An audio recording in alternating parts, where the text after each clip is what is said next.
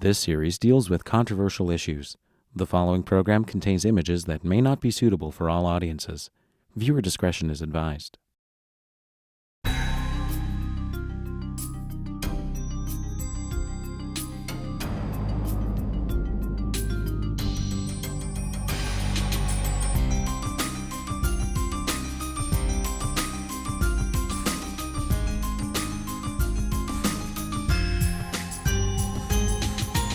Dr. Robert Juette is a social and medical historian. He was born in Warstein, Westphalia, and obtained a doctorate at the University of Münster in the early 1980s, and his university lecturing qualification at the University of Bielefeld in 1989. From 1983 to 1989, he was professor of German history at the University of Haifa in Israel. Since 1990, he has been director of the Institute for the History of Medicine of the Robert Bosch Foundation in Stuttgart, and he is also an adjunct professor of history at the University of Stuttgart. His interdisciplinary research and teaching interests include the social history of medicine and the history of science, the history of daily life and culture of the early modern period, and Jewish history. In addition to his academic responsibilities, Dr. Juette is the author or editor of over 30 books. The most recent, a biography of the founder of homeopathy, Samuel Hahnemann.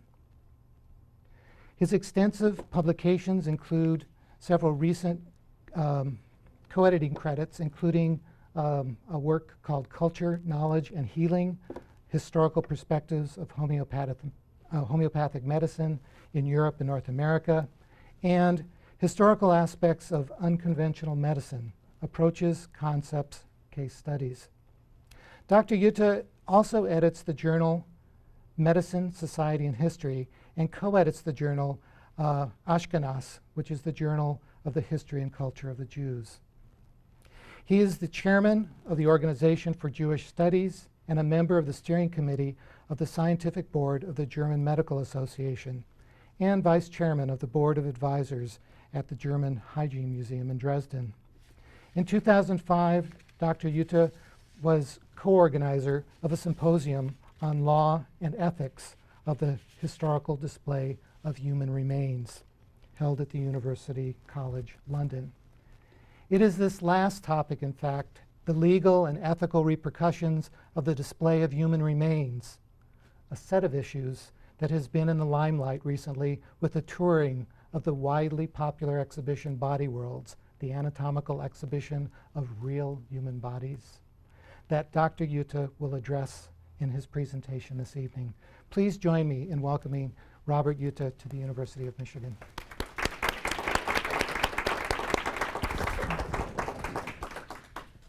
I think it's not by chance that I am tonight at the right place, at the right time, talking about the ethical aspects of displaying human remains.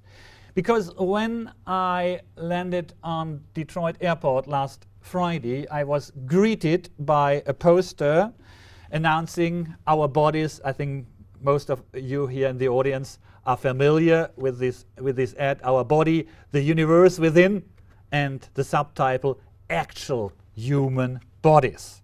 So it was actually the first thing I saw of Detroit when I came in, passing the customs control. So, but I'm not talking about all these copycat things which are going on right now in the US and elsewhere. I want to talk about the original, and which differs a little bit from those clone exhibitions, of which I only mentioned one here in the neighborhood. So the original one, as you know, is called Body Worlds, and it claims, as you see, it has to do not with actual bodies, as in Detroit, but with real human bodies. But having been to the anatomy department this morning, and I had a lively discussion with my colleagues over there, and who showed me around the anatomy department, I assure you that the real body looks different from the one you see in these exhibitions. at least before plastination. So I'm going to talk about the ethical aspects not only of body worlds, but as the title says, also what is beyond this particular event. But first, let's address some of the problems which are connected with the Body Worlds exhibition itself. And as you see on this picture, one of the claims, as well as by the managers and of the copycat exhibitions, as well as by Gunther von Hagens, it's the educational purpose. The educational purpose of this exhibit. And in the case of the Detroit exhibition, it says in the press release that this exhibition in Detroit is fit for children above the age of 13, and those who are below the age of 13 should come only in this exhibition with an adult. This surprised me because before I came to Detroit, I was in the south on vacation, and I saw a sign at the hot tub at the whirlpool in a resort town in South Carolina saying that you are not allowed to enter the hot tub unless you are 16 and above. So I think that the danger to enter a hot tub is considered much higher in the US than to enter such an exhibition. And another claim made in particular by Gunther von Hagens is that he stands in the line of a long, long tradition, starting with Vesal in the 16th century and not ending but reaching one of its heights with Gunther von Hagens. And you all are familiar with this fancy appearance of Gunther von Hagens. He always wears this fedora, this fancy black hat. And I don't know whether you have asked yourselves why he does wear such a hat. And he started to wear this hat right from the beginning. And the interesting fact is that when he first became a media figure in Germany in the 1990s, journalists associated his dress with one of the most famous post-war German modern artists, Joseph Beuys. Maybe some of you are familiar with Joseph Beuys and his works. And those of you who know Joseph Beuys know that he always appeared with a hat, not a black one, it was a brown one. But it's the same type of fedora, Joseph Beuys. So they said, oh, you are, the media people asking me, oh, so you are referring to Joseph Beuys, you consider yourself an artist.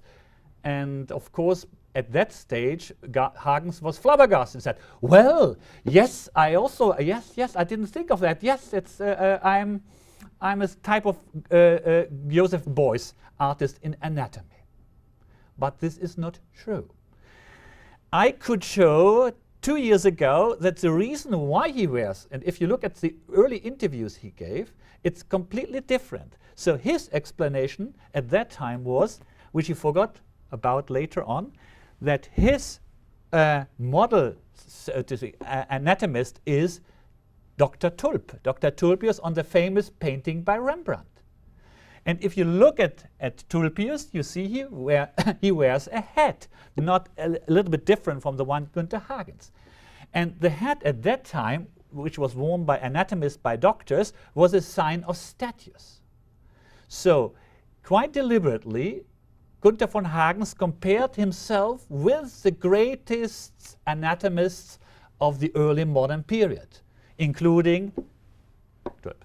Now, if you look at his website, because I published an essay about the origin of the hat of Gunther von Hagens in an exhibition about fictitious and real persons in the history of science, because there are movies like Dr. Mabuse and so on, where you have fictitious characters, scientists, so to speak, and you have real movies about real scientists, Robert Koch and many others. So in this exhibition catalog, I published this essay, and of course, because I had to use a photo by Gunther von Hagens, because of the copyright, he got a copy of this book. And since then, on his webpage, you will find, without notifying or acknowledging my research that his hat refers to Dr. Tulp and the famous painting. Now you see. So why are these exhibits all over the world so popular? And part of this is due to the media hype which is connected with this, and especially the webs who endorse such events. And I only brought you along a few quotations from American webs and British one. So commenting about the Chicago exhibit in 2005. So, for example, Jennifer Aniston said, "The body worlds, I'm speechless. This was remarkable. Thank you. Wow, what an extraordinary experience and such a fun time. I couldn't have imagined a better used day off. Thank you so much for the hospitality and the book." You have to, I have to remind you that Gunther von Hagens always gives a book as a present to the people he wants to impress. So, a catalog. "Hope to come back many times with friends. All the best and keep it up. Josh Groban." You are more familiar with him than I am. "Thank you so much for an important exhibit. What a wonderful way to learn." Nicole Kidman. "Absolutely side-splitting, eye-opening. I never knew there was so much going on inside. Like a silent pink factory. Wonderful." Gary Oldman. This is only part of the quotations I could find on the Body World's website. In every place where he stages his exhibits, he finds people who endorse his ventures. And of course, in the eyes of Gunther von Hagens, his Body Worlds is a success story. And I quote here from the English website, and which is quite revealing. Therefore, I wanted to read out this quote to you. He says, "Gunther von Hagens' Body Worlds exhibits are the first public anatomical exhibitions of real human plastinates. They have been on display worldwide for 10 years, and so far almost 20 million visitors have viewed the exhibits at venues in cities across Asia, Europe, and the United States and Canada. The exceptional success of the exhibits is to a great extent due," and now it comes again, "educational value. They are structured in such a way that visitors experience it as much as they would a three-dimensional textbook anatomy, as the foundation of the body is laid out in an educational and elucidating fashion." Whether this is true or not, we'll discuss later. "Visitors learn about the body's functions." I doubt it. "They also realize how highly sophisticated and beautiful and yet how fragile the body is." Now it comes. "Many plagiarists have sought to exploit the Body Worlds phenomena by appropriating the plastination process invented and patented by Dr. Gunther von Hagens, and offering inferior imitations." Maybe he thinks of the San Francisco event where the fluid leaked to the floor. And so, by offering inferior imitations of Body Worlds, however, Dr. von Hagens believes that Body Worlds alone resonates with the public. And now another quote in the quote, "because it fills the longing for the authentic in a time of practical unlimited reproducibility." And I think it rather weird that here is alluding to Walter Benjamin's famous essay on the work of art in the age of the mechanics of reproduction. I think it's the English translation of it. So you see, it's almost a quote from this subtitle. So as you see from this quotation, he thinks of his work as a piece of art, so to speak. So let's continue with what Gunther von Hagens thinks of his own undertaking here. And of course, he couldn't, he had to face the critics all over the world. And he now, in this quotation from his webpage, he addresses the ethical problems people saw in his exhibits.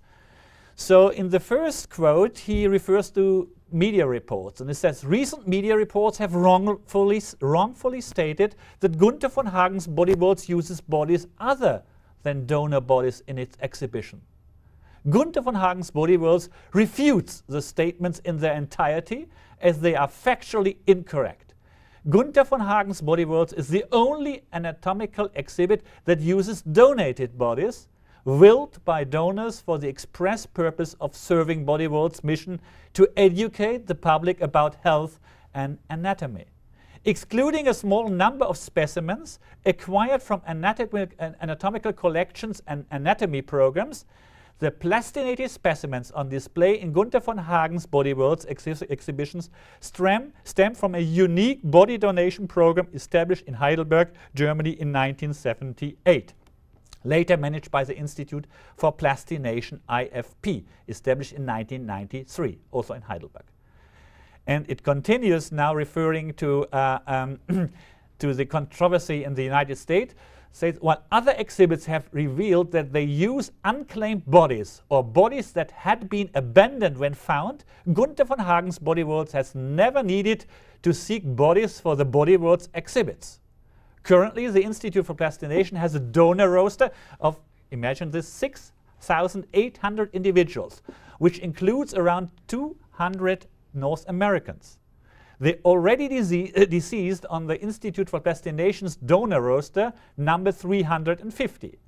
All IFP documents relating to donated bodies have been scrutinized and approved by 2 ethics committees formed by the California Science Center in Los Angeles and the Museum of Science and Industry in Chicago, where Body Worlds exhibitions took place in 2005. Gunther von Hagen's Body Worlds declares categorically that it has never used unclaimed or found bodies or bodies of executed Chinese prisoners in its anatomical exhibition of real human bodies. This is the claim by Gunther von Hagen's, but we know that he imported bodies from China, and the German magazine Spiegel revealed in 2004 that there were corpses with gunshot wounds. And when it came out, Gunther von Hagen's first sued the Spiegel, but then he buried those corpses which were tainted, so to speak, and but the German courts never pressed charges against it, so he still claims that the Spiegel was wrong, but it has never been cleared in court who is right, but I think for good reasons Gunther von Hagen's didn't pursue this court case. So, but I think some of the viewers, at least in the United States, have ethical problems with this exhibition. And for the first time in the long history of Body Worlds, in 2005, an object was stolen. And this happened in San Francisco. And what was stolen is a 13-week-old fetus, which was on display there. And at 3, as you see it in the early hours of the morning, 2 women, a little bit disguised, I think. This is a rather bad videotape image which I had. Stole this fetus and it never turned up again. And of course, we don't know what the motives are behind this, this thing, but we assume that it had to do with anti-abortionists in the United States, because everybody should know that the fetuses you see in these exhibitions are a product of abortion. They are no natural birth, so to speak. And when the speaker of Gunther von Hagen's had to announce this theft from the exhibit, his manager and wife, Angelina Weller, said, well, it's to be deplored that we would have, of course, this poor fetus, we would have seen, we would have hoped that it would really reach full life and not only 13 weeks, but it's still, quote, an educational treasure. And I think there are few people in the United States who think differently of this educational value of aborted fetuses. And the newest step, of which you might not have heard yet, is that he now established a museum, a permanent museum in East Germany, which is called Plastinarium. It was opened in at the end of last year, and you see the the poster in front of it, it said, hinter den Kulissen, beyond beyond the scene, the stage, so to speak. So he refers to a theater by using this term of body worlds. And Werkstatt mit Schauraum means there is a factory, a plant where he produces his plastinates, and with an exhibit room for the general public. And he got a lot of media attention at that time, last year, when this museum was opened. And you see a few slides showing the public involved. And the funny thing about this, or even the tragic thing about it, is that he actually wanted to open this factory and outlet store, I would call it, in Poland, in his native country. He is of a German minority from Poland, and the Polish authority already gave green light. But then the Spiegel, the German magazine Spiegel, once again found out that the so-called manager of this plant was his father, by now almost 90. And they found out that his father was member of the SS and involved in sending Polish people to concentration camps. So that was the end of his plan to establish a factory in Poland. So instead he moved across the border in East Germany, where we have a rather high rate of unemployment, and mayor of the city of Gruben was too pleased to have 200 people working for altogether for this plastinarium. So the question which I want to address tonight is whether we do need a code of practice for the keeping of human remains in anatomical museums and similar collections, and also on for public displays like in body worlds. And whether this means that we only need a special Lex von Hagens, which means that all the other institutions can proceed as they did in the past. It's the only problem with body worlds. Or whether we need a general code of ethics.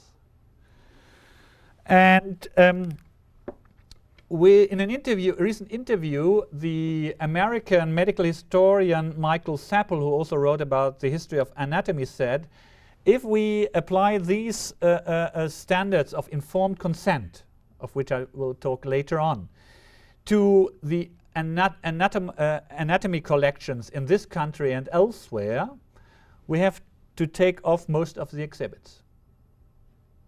So this is the real problem which I came across a couple of years ago. Can we apply standards, ethical standards, retroactively? And this was the same question another committee in England was supposed to answer in the recently, 2 years ago. It's called the Human Remains Code of Practice Drafting Group, which was set up by the government, by the Department of Culture and Media and Sports in England, which convened a group of experts to produce a code of practice for the keeping of human remains, in accordance with the Human Tissue Act of 2004. And you see below the number of and the names of the committee members. And the group which I convened 2 years before this group came together in England was of a different shape. First of all, we were not gathered by a government agency. It was actually me and a few colleagues who said we have to do something about that.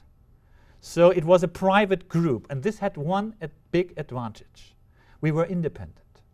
And the problem with this group, which I heard from colleagues over there all the time, is that they thought themselves representatives of the government, of the policy of the Labour government, and the outcome of the report was detrimental to the aims and of the museums which were involved in this whole issue. So the museum's directors had the impression that their opinion wasn't taken into account. and it was a political decision. And in my opinion, we need that a code of ethics which comes from the people who are involved in this, and not something which is forced on you from above.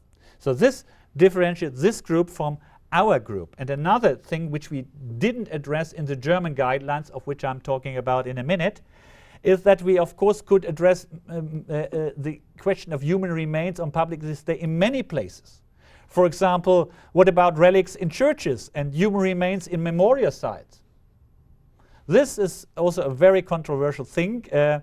So we left out the church relics and we also left out the memorial sites, and we stated this in our introduction to our guidelines explicitly. So our guidelines apply to anatomical, pathological, and forensic medicine collections in German-speaking countries, because you always have to talk the legal context of a country into account.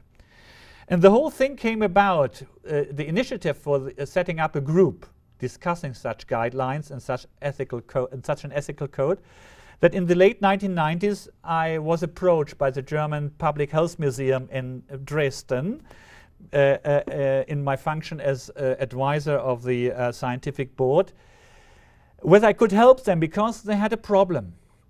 There was a rumor which was taken up by the press, especially by the tabloid press, and you know what this means, that people sentenced to death in communist East Germany in the 1950s and 60s, that the bodies were sent to the anatomy department of the German Public Health Museum, which had a very productive anatomy department producing special, very esteemed anatomical specimens.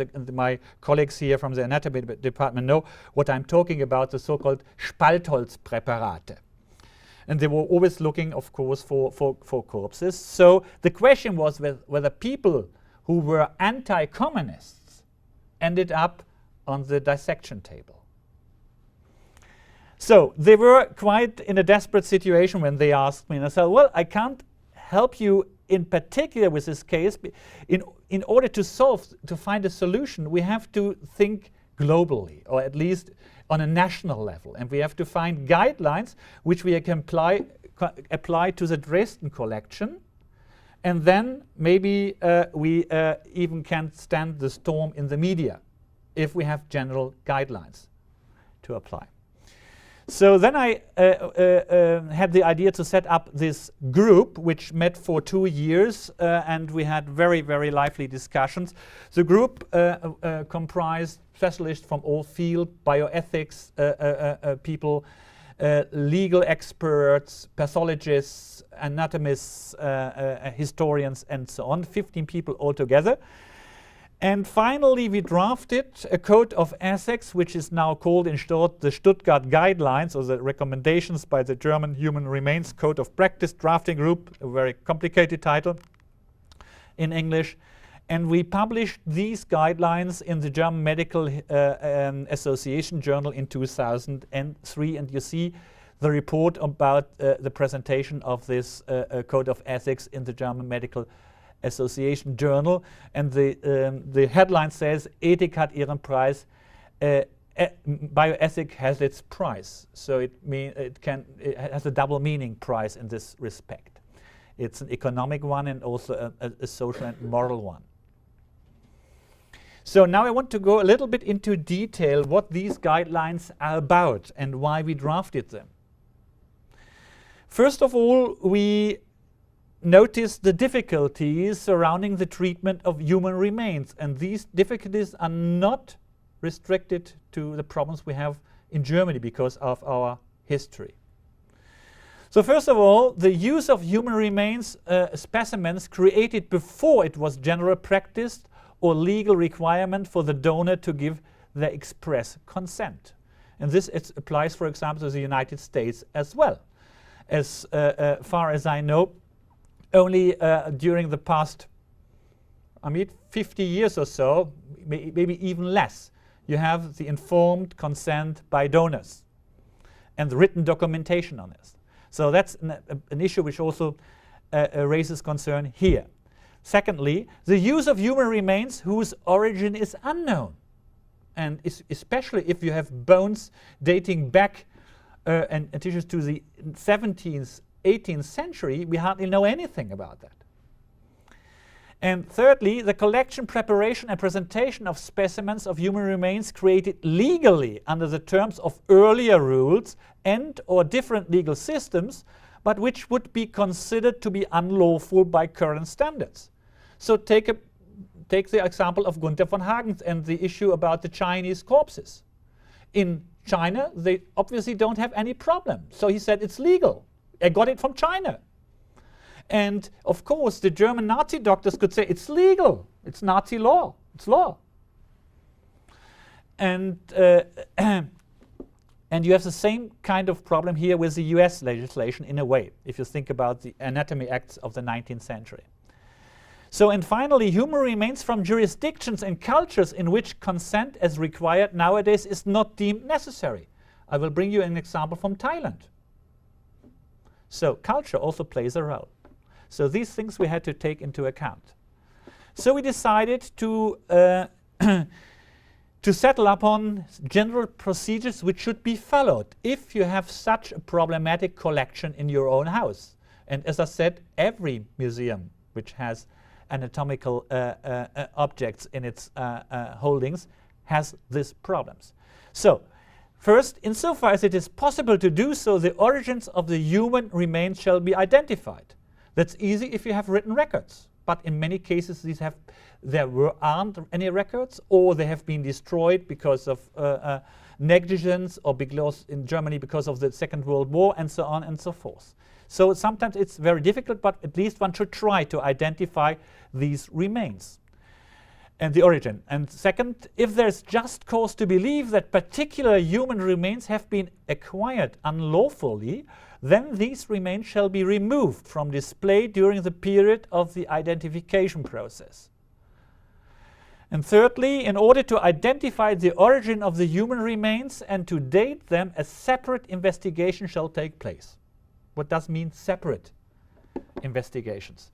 Of course, those people who are in charge of these exhibits, of these collections, should do the first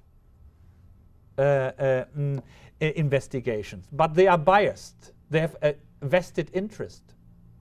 So there should be an outside, an external committee checking their results and maybe do separate investigation and research.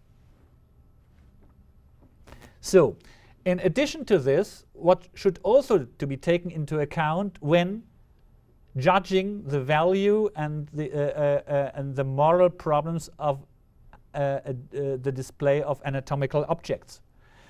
First, we have to ask ourselves, is it a primary function to illustrate an anatomical pathological, forensic medical, cultural, historical, or even ideological or other important point? Ideological, for example, refers to racism. Or does it stand primarily as an independent art object? That's quite a difference. And you see the body world notion we had, which is behind this. Second, are the remains displayed by themselves with or without accompanying explanatory notes as part of a collection or in an exhibition organized around a particular theme? So it makes a difference whether you have the brain of somebody displayed in an exhibition about the history of brain science, so to speak, neurology, or whether you have whether it's part of a cultural exhibition on the cult of brain and about elite discussions and racialism and so on and so forth. Thirdly, also an important question, are the remains on display and or the collection as a whole of particular public, professional or private interests? And that there are private interests, you see, with all the copycat exhibits which are going on right now, and they are mostly economically based things to make money, profit centers. And finally, what is the relative importance of these interests and what is their importance compared with other public, professional or private interests? Does satisfying these interests infringe the legitimate interest of third parties? For example, the question of human dignity comes into.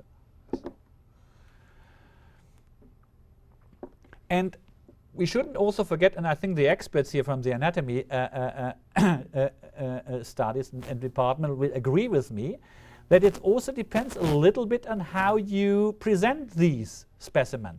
So preservation techniques and the condition of the remains comes to in account too. So the question is whether these remains, tissues, organs, parts of organs, or whole bodies or body parts are involved. So this makes a difference. Is the specimen anonymous when presented and displayed? This is a very important question. I come back to this.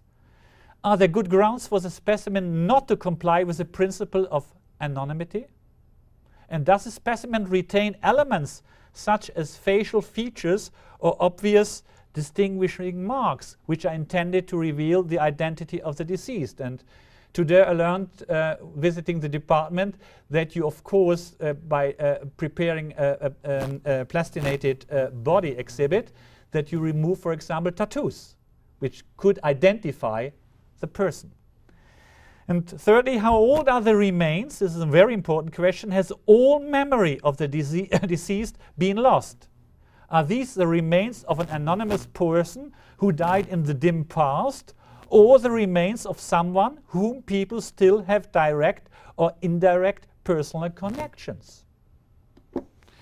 And we had cases here with black Americans who ended up, I just learned today, on the dissection table and who were on display in local museums, for example, in Connecticut. And that finally the relatives found out about this, and of course these corpses, because it was still the recent past, 50 or even less years or so. So of course there was a right to these to the family members to claim the bodies and to ask for a decent burial. So the age plays an important role. And this means that we also have to handle human specimen in a dignified manner. So this is the first paragraph refers, of course, to Gunther von Hagen's body worlds, and this is one of the principles on which he didn't agree when we sent him the draft of our guidelines.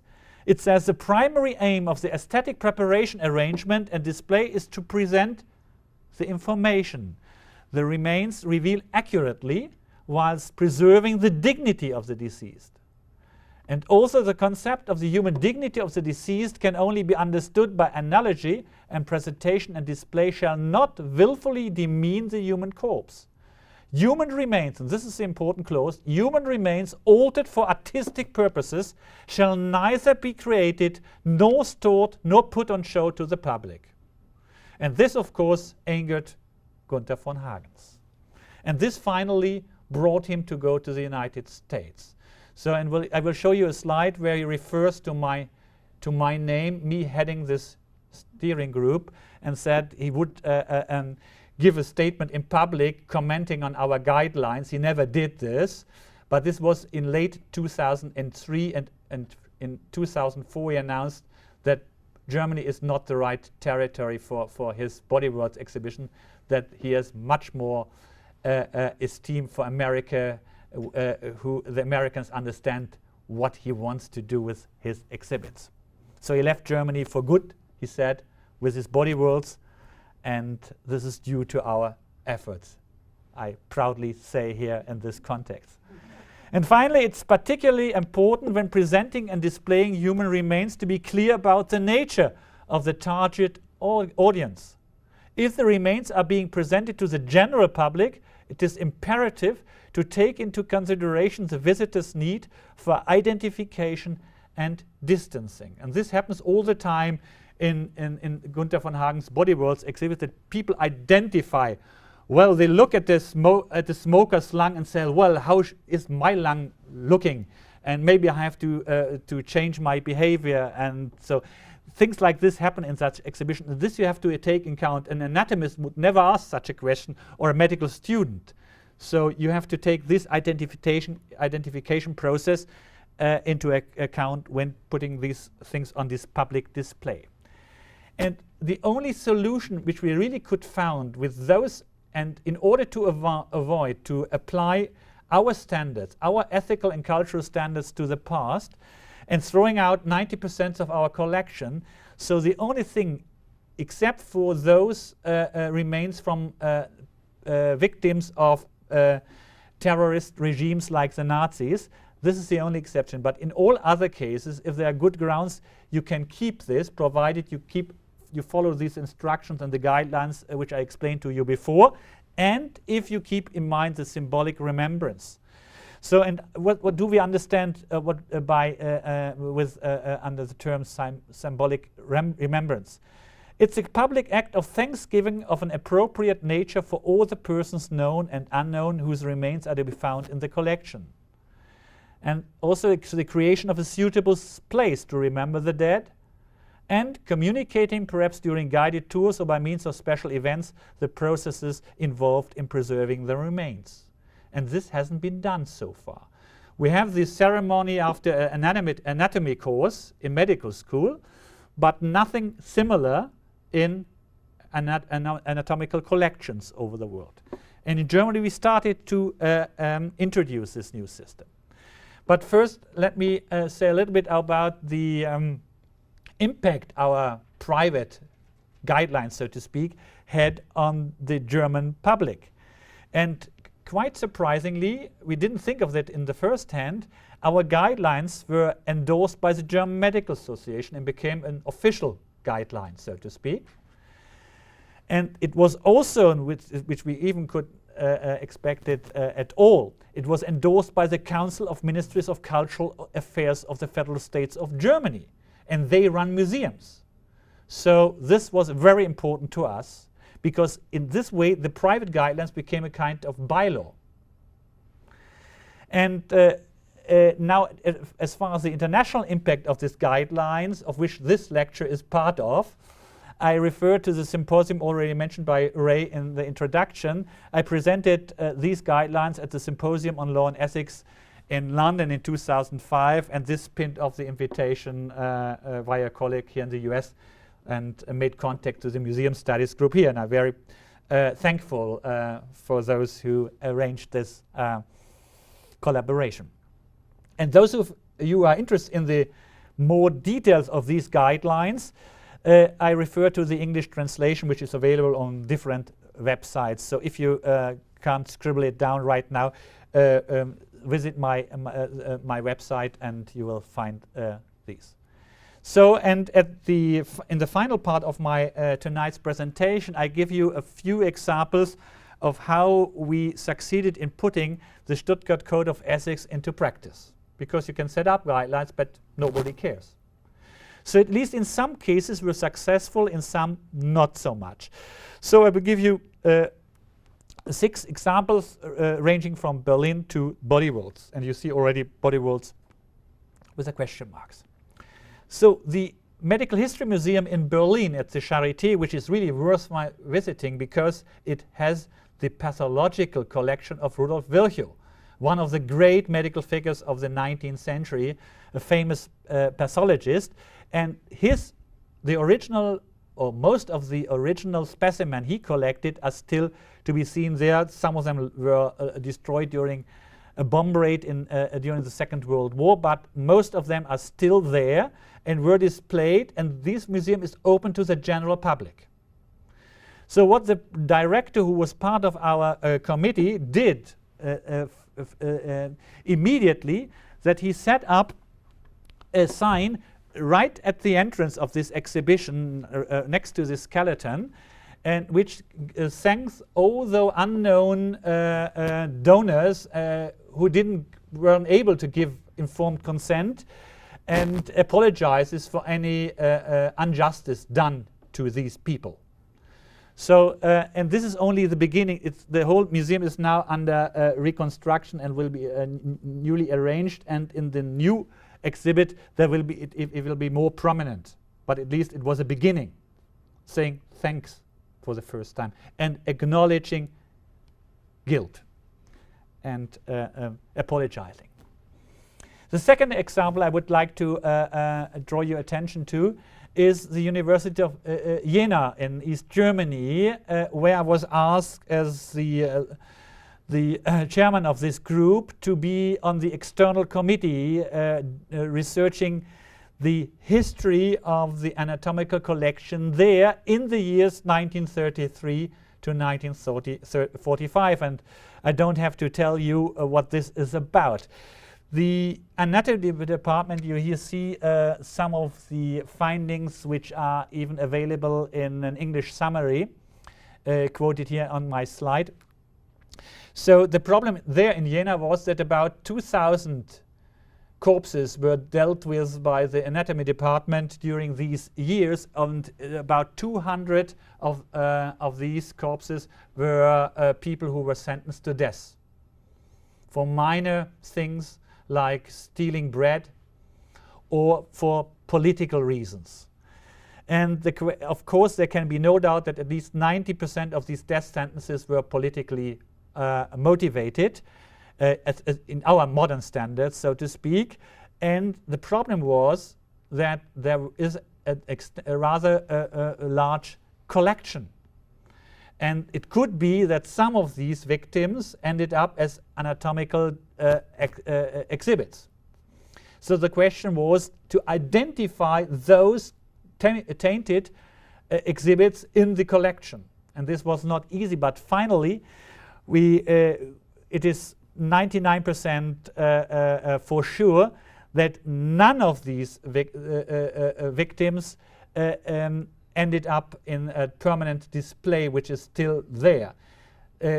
After the war, there were still remains by these victims, which were collected by Soviet physicians and perhaps destroyed or buried. We don't know.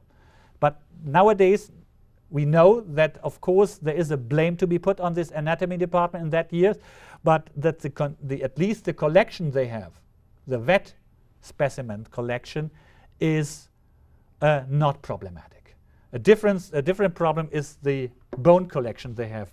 We don't know anything about the age of the bones and the origins of those bones, so we had to treat them separately. So another interesting case is now from Austria. The Natural History Museum in Salzburg approached me in 2004 and asked me to write a report on their small collection. This is a very popular museum, one of the most popular museums in Austria, because they have dinosaurs and all these things natural history museums have, and attract young people, families, etc. And in a cabinet, which was already closed by the time I became part of the research team, they had an anatomical collection mainly consisting of fetuses carrying congenital disorders.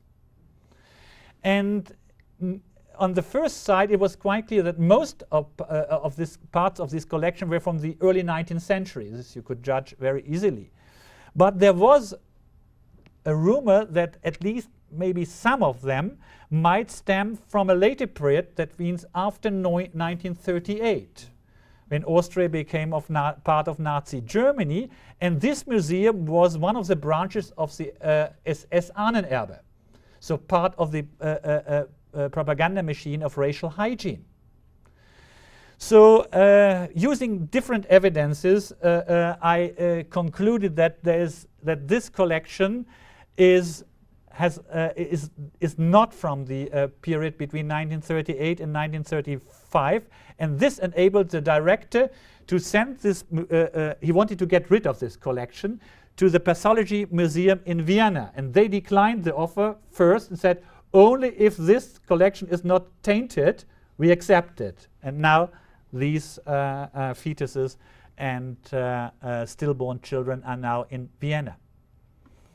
And another example from this Pathological Museum of Vienna is that a very interesting thing, that in the 1990s, this museum was offered the skull of the murderer of Empress Elizabeth of Austria, a very famous figure. in German Austrian history. She is called Sissi, the very most popular empress we ever had, Empress Elizabeth. She was killed, as you see, assassinated by maybe, I think he was a mentally insane person, we don't know. And the skull of the assassin was preserved in a private Swiss museum. And when they wanted to get rid of this skull, they offered it to Vienna. And Vienna said, no way, because the public had already learned, or the media, about this event. And because the Sissi cult, the Empress Elizabeth cult, there's a musical about her, and so on and so on. So you can imagine now to have the skull of the murderer in the collection would be wonderful to attract people. But the director was clear-cut, said no way, and it was even difficult to hide the burial from the media. And a completely different example I want to present to you is from the Marburg, a famous Marburg University anatomical collection, and Dr. Hildebrand here in the room knows what I'm talking about. And there we have a problematic exhibit which is similar to the one which raised a lot of concerns in the Body Worlds exhibition, the pregnant woman. Those of you who have seen the Body Worlds exhibition, Gunther von Hagens has an 8 months pregnant woman with an open lab showing her fetus, who died soon afterwards. In a rather fancy way. The woman is in a reclining position, and it's almost a kind of lascivious position, like pornographic, I would call it in a way. So the Marburg presentation is quite different, but it's the same thing. It's a woman, a poor maid who committed suicide after a love affair. And at least in this case, we know that the parents gave their consent to that this woman was dissected. And you see in the below part the fetus inside the womb. It's still a very, very controversial exhibit, because this museum is open to the public, not every day, but on Sundays and so on. But even with guided tours, it's difficult to tell high school students why this should be still on display. So we had a long discussions whether we should also, like in the von Hagens exhibition, to have an off-curtain section, so to speak, in order to warn people not to enter this exhibit. We haven't yet found a solution for this. I am also not very happy with this solution. And finally, coming to the Body Worlds thing, and coming to the end as well, what did Gunther von Hagens do with our recommendations? So first of all, in the same year when we published our ethical guidelines, the Bavarian High Court, you see it in the row, in the right hand side in the bottom, the Bavarian High Court ruled that the exhibition in Munich, especially the dissected horseman, had to be taken out of the display, or at least covered by a blanket, because this reduced man to the beast. And of course, Gunther von Hagen said, my public liked it. So he claims that 92% of the visitors said that they wanted to have this exhibit and this object in the exhibit. And in the second paragraph, which I printed here in German, there's no English translation on his website.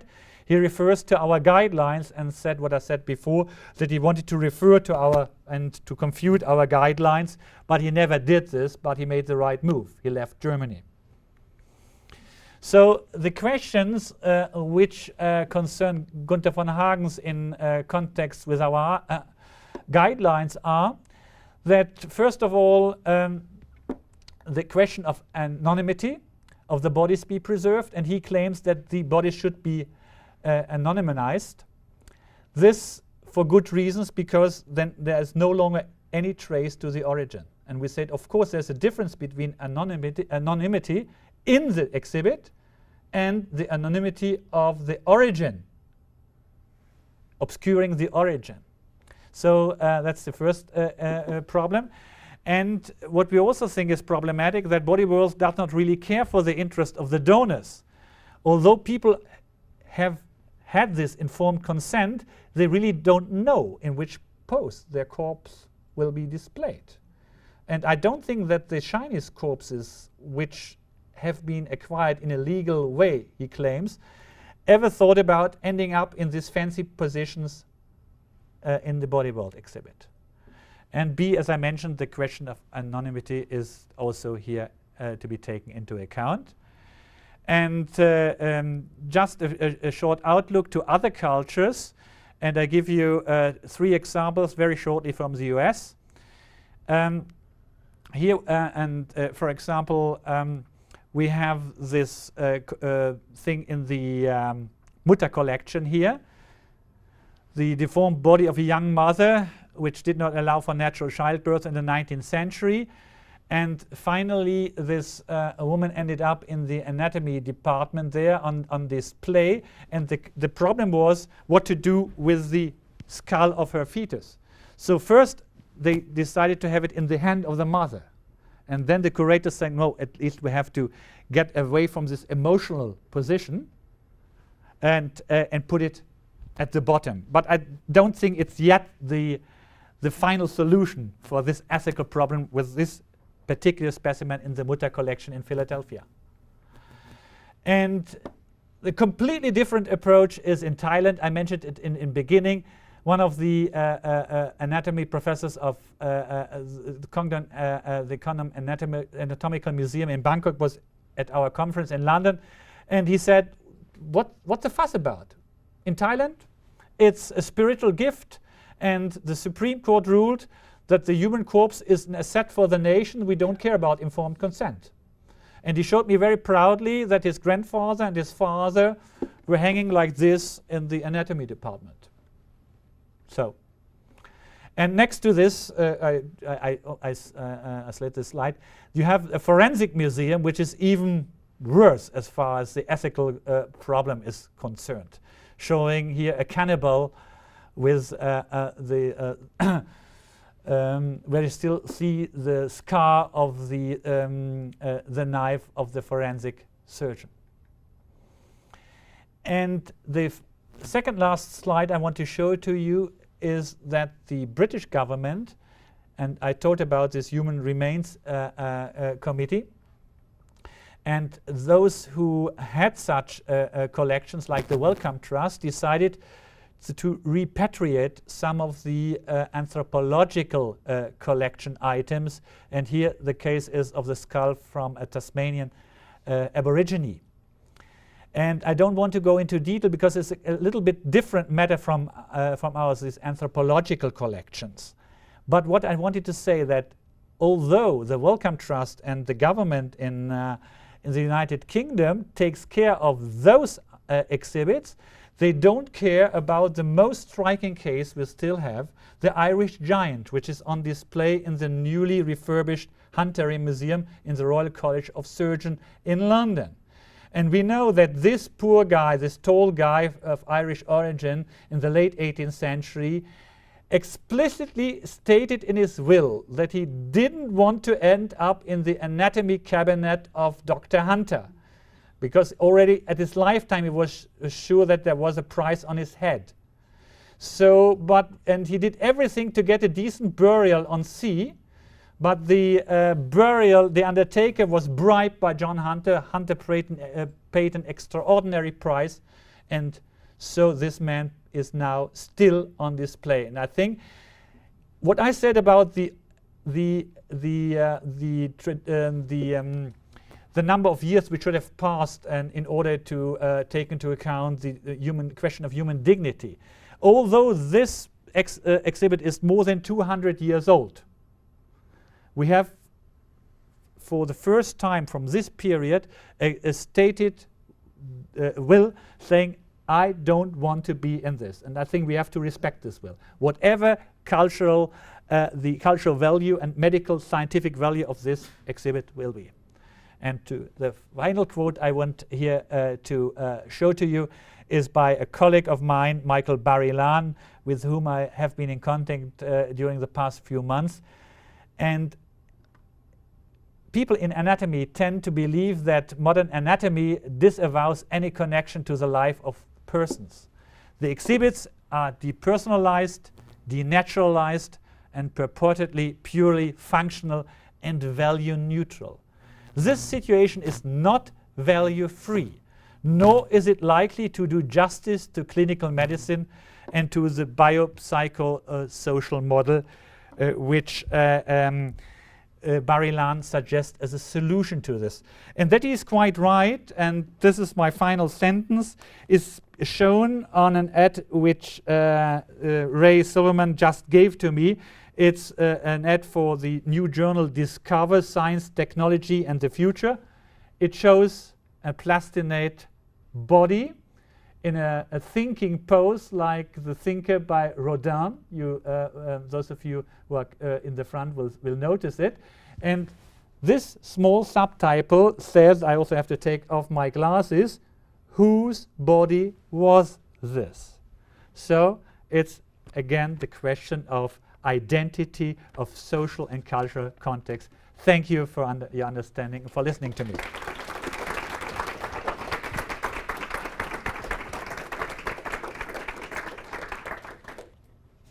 What are your thoughts about the display of mummies, or the in Paris and various cities when you can go into the underground and see the collection of bones from the distant past? Mummies is a completely different from like the religious relics I was talking about. They are part of a tradition of a process to keep these persons alive, so to speak, to keep their memory alive, and it's part of a religious and a traditional context. So they were supposed to be at least displayed in their burial places in a way, and it has nothing to do with science. So I think this is a little bit different from the question we want to address by addressing the problems of anatomical specimens. And so at least those people who became mummies agreed to it because it was a common procedure at that time. To the process maybe, but not their display in public places. The question is whether this is a religious context or a secularized context, and one could claim that, for example, the body worlds and things like this have become a kind of secular religion, so to speak. And but I think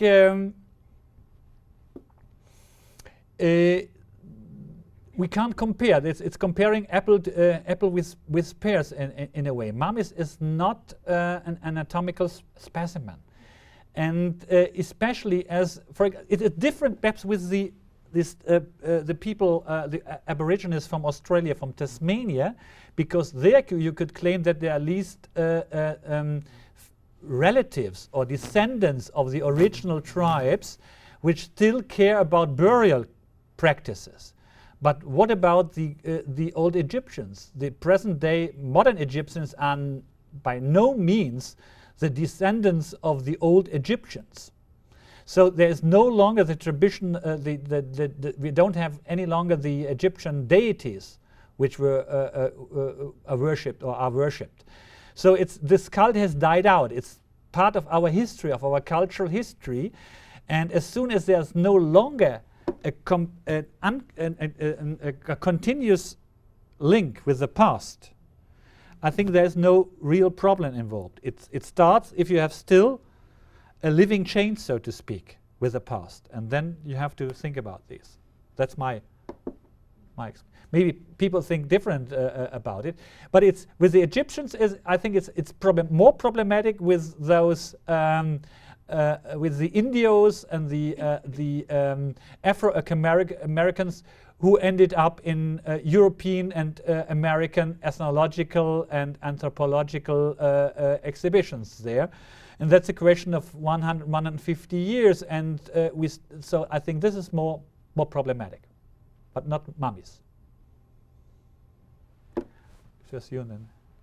When I saw Body Worlds in Philadelphia with a group of medical historians, the question that we raised in addition to the issues of human subjects that you raised was actually one of intellectual ethics, that he displays an enormous number of the corpses in poses that copy Renaissance art without acknowledging the artists or the originators of those forms. Does that come up at all in discussions about it? Yes, it has in a way. He claims that aesthetics is a very important, and that he is a kind of artist, so to speak, and that the burial rules, for example, in Germany don't apply to works of art. And on the one hand side, he claims that we have authentic, real human corpses, which you are going to see in next exhibits. In the German court, he says, no, these are no corpses, they are plastinates. And they have to be treated as special garbage if you want to cremate them and to recycle them, so to speak. And and the court believed him. So the German burial rules don't apply to the plastinates.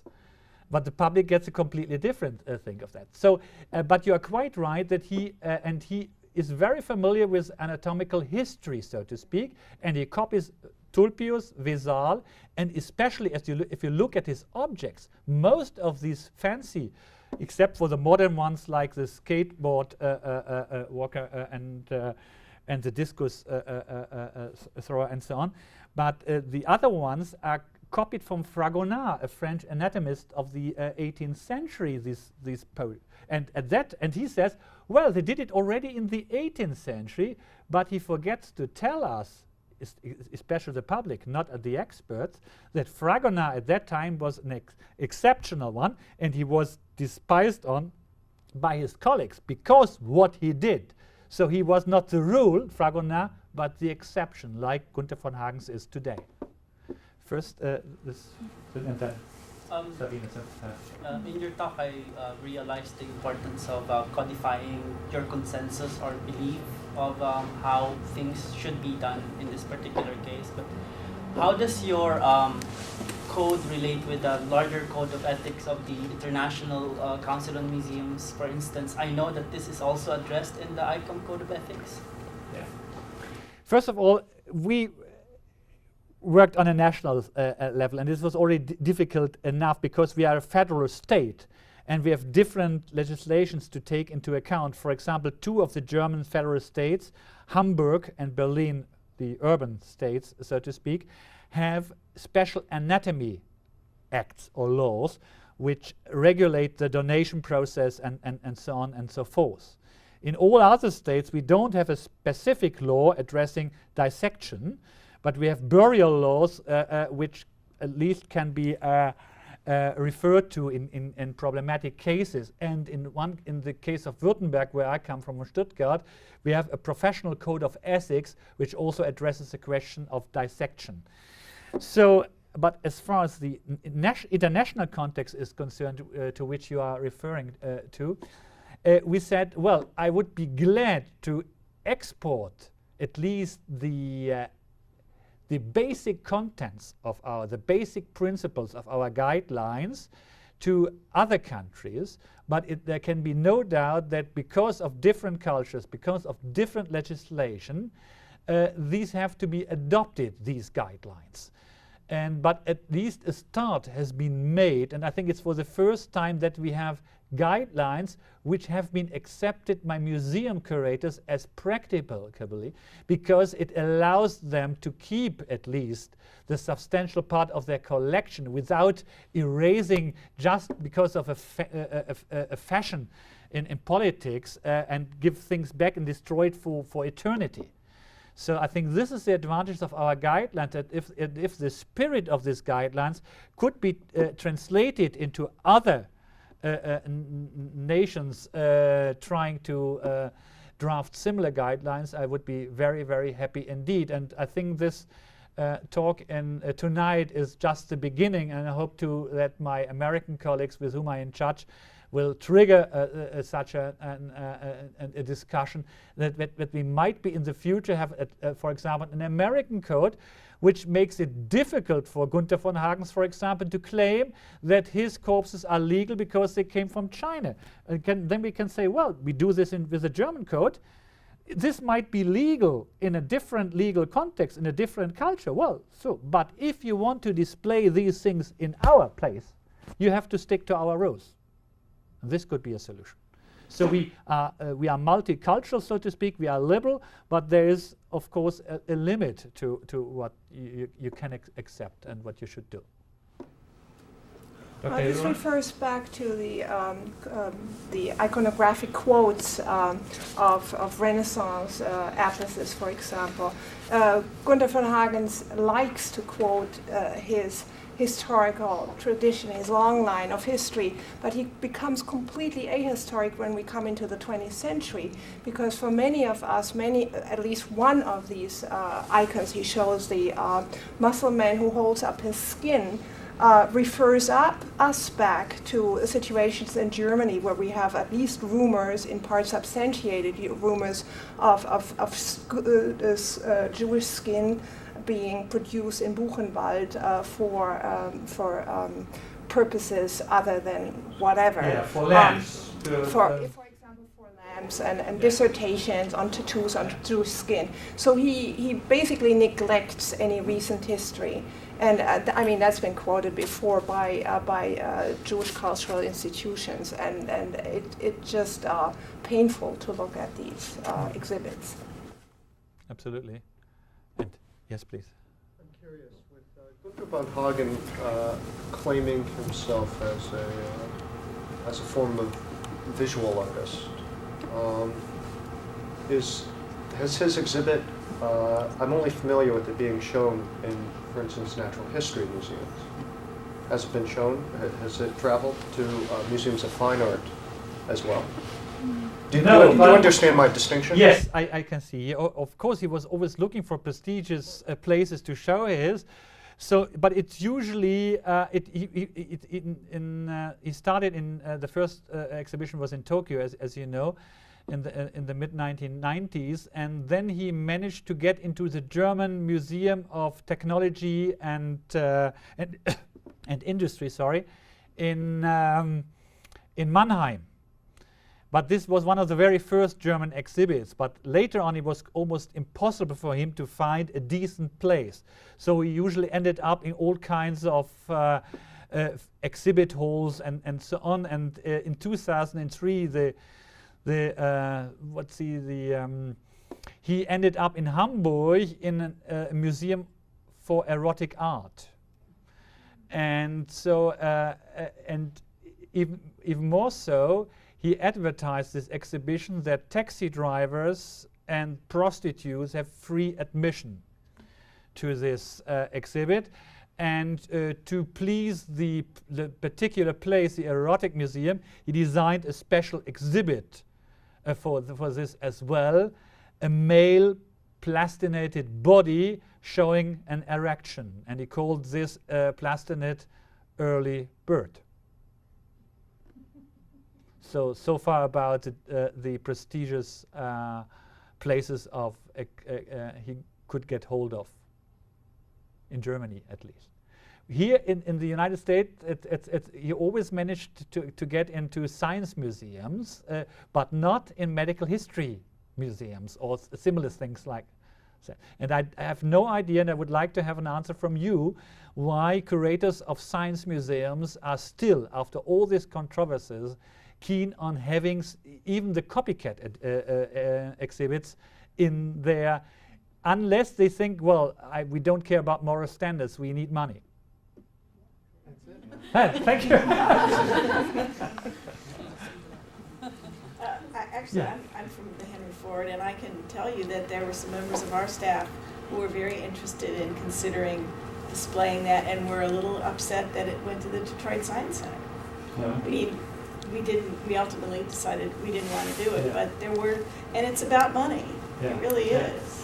But I think in the long run, history will say you were right to take this decision, and I think it's a fashionable thing which will run for a few more years, but then it will die out like the freak shows we had in the late 19th century in the US and everywhere else.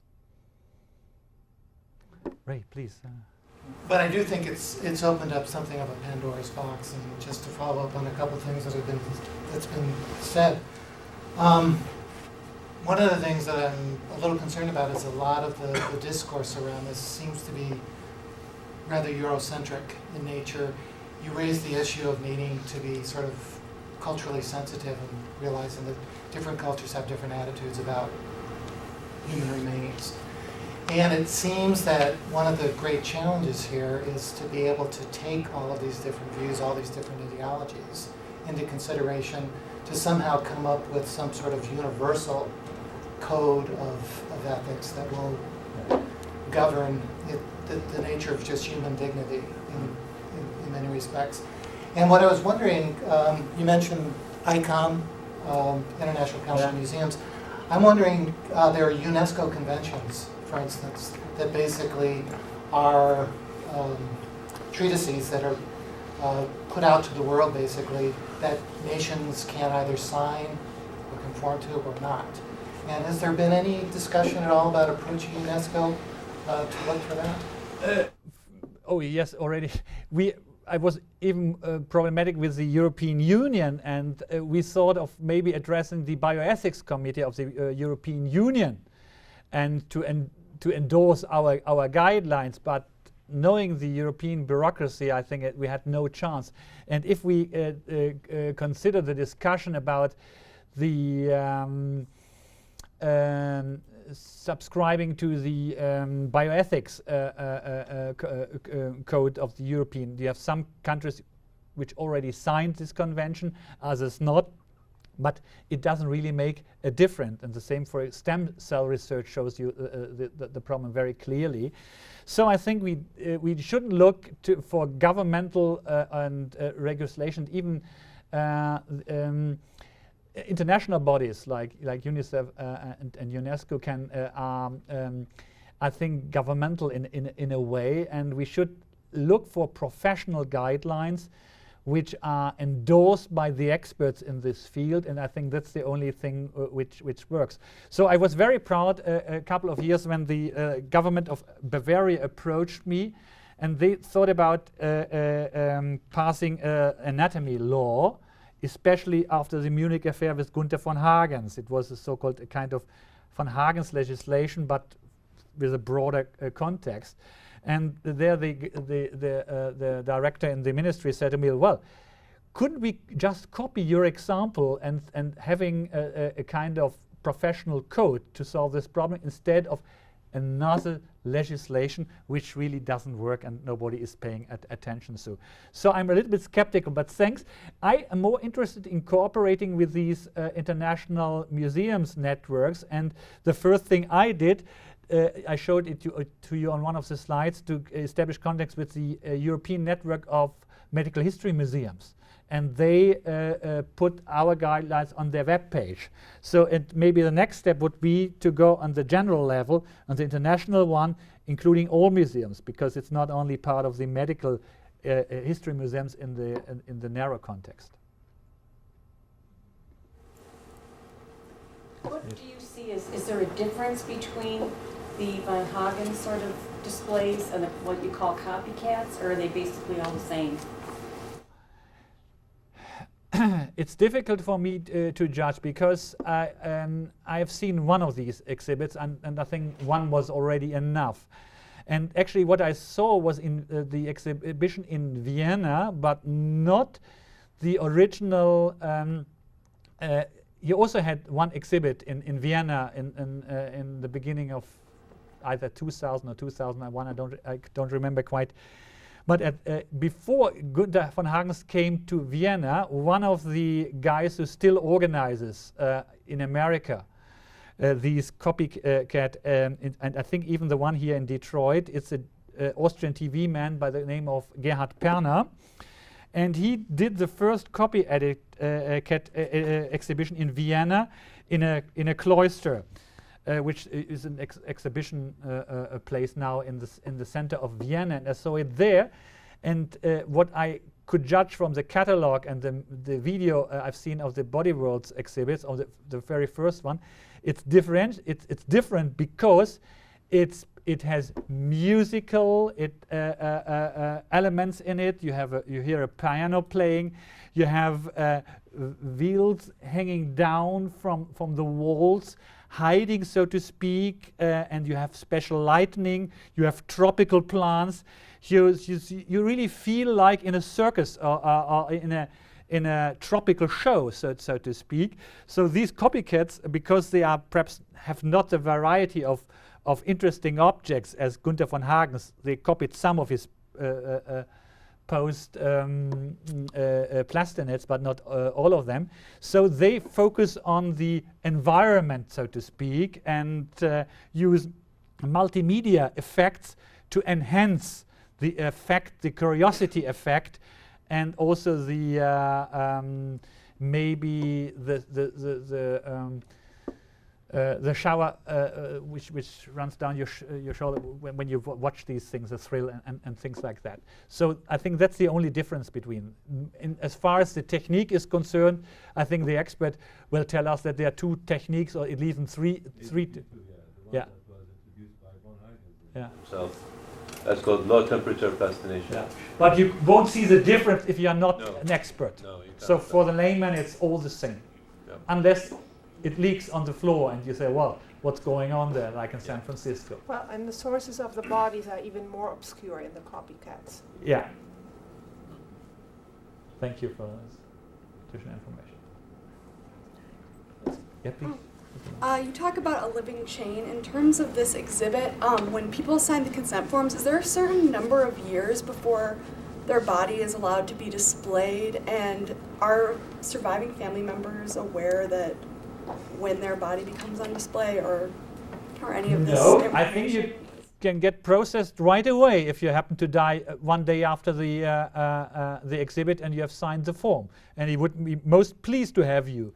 Because one of the problems is that although he claims that he has a long list of donors, people nowadays tend to get old, 80, 85, 90, even 100. So but what he needs young bodies and right away. And this he doesn't get from his donor list. So it doesn't matter whether he has, as he claims, 200 donors already waiting for dissection, because they are too old, so to speak, in order to be displayed. He wants a young. For example, you can't have a skateboarder by the age of 90. That doesn't make sense. So it has to be a young body, even for a layman to decide. And he wants to have, of course, and there's this famous case of the basketball player from Kyrgyzstan, whom he offered medical treatment on the condition that he would get this giant 2 meters 34 centimeters. I don't know what this in inches and foot means, but so there are cases like happened in the 18th century with where he plays with. He wants to have spectacular bodies, and not the donors. And of course, he does this as a kind of sham thing. I think he wants to convince the public that he has enough donors. And therefore he makes this tour with the potential donors in this plastinarium in Gruben, shows them how this is done. And the most spectacular exhibit is not now a human being there, but an elephant. It's the first time an elephant has been plastinated. And you can imagine of the work and the number of and the amount of chemicals involved in this process of having an elephant dissected.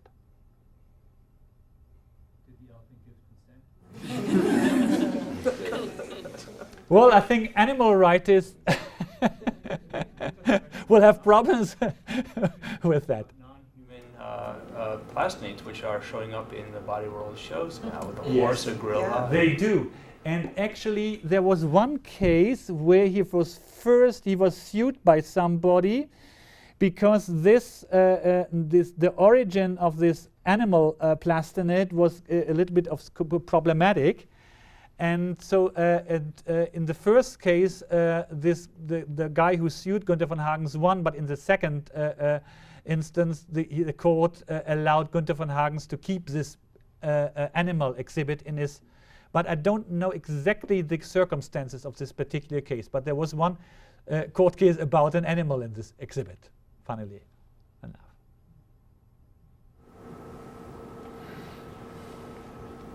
Well, thank you But again. there's one more question. Just We are one not. more question. I think we are over time, but it's such a lively discussion. If you allow just one more. I'll make this really short. I was just wondering, since you mentioned the cultural sensitivity in applying the guidelines to different international cases, when the Body Worlds exhibition traveled to different parts of Asia and Europe and in the United States, did the general public have a different kind of response to the exhibition? And I was also wondering why it seemed to have taken a very long time for it to come to the United States compared to Asia, and whether that had to do with the specific cultural context in the United States. Yes, it's a very good question. I try to answer it rather shortly.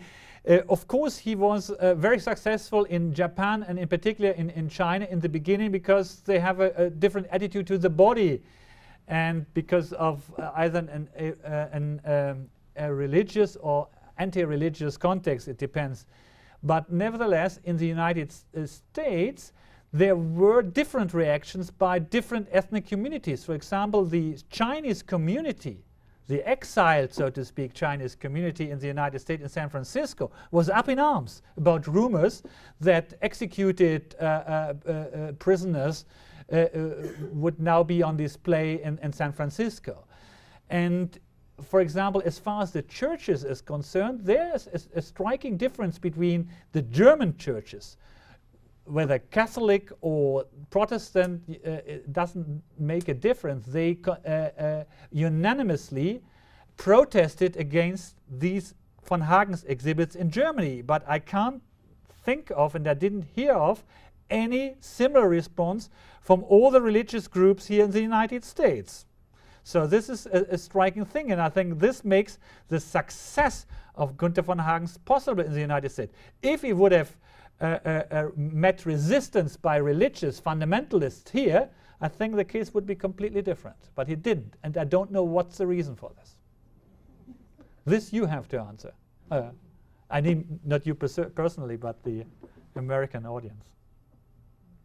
Wasn't there some protest in Tampa, Florida, about the exhibit, and that there was like a restraining order against it being shown, and I don't know, I can't remember the details of it, whether that was church-based or various groups who protested in the United States, but also in England. One of the leading protest groups in England, for example, when he staged this thing in London, especially also the anatomical dissection, which he did there on TV, was a group of parents whose children and fetuses, and it's the Alder Hay scandal in the hospital, where the organs of stillborn babies and fetuses were taken away for research without asking the parents for consent. So this group, which is called, I think it's IL-2, they were the first to protest against Günther von Hagen's turning the body into a commodity. And although both claim that informed consent is necessary, the difference between Günther von Hagen's and this group is that they don't want to allow the body to become a commodity. And I think this is the key issue in the Body Worlds exhibit. the heirs should ask for a cut of the revenue. Well, thank you very, very much. Thank you.